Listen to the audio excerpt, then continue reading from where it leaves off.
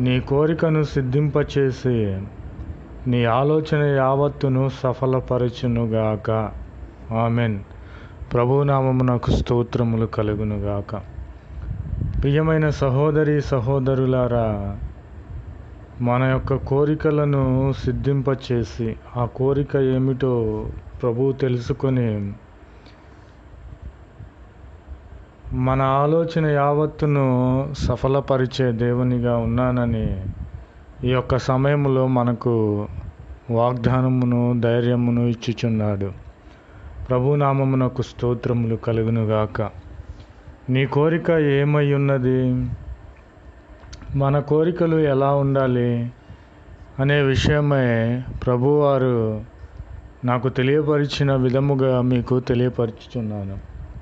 ప్రభునామమునకు స్తోత్రములు కలుగునుగాక. కోరికలు అంటే ఏమిటి?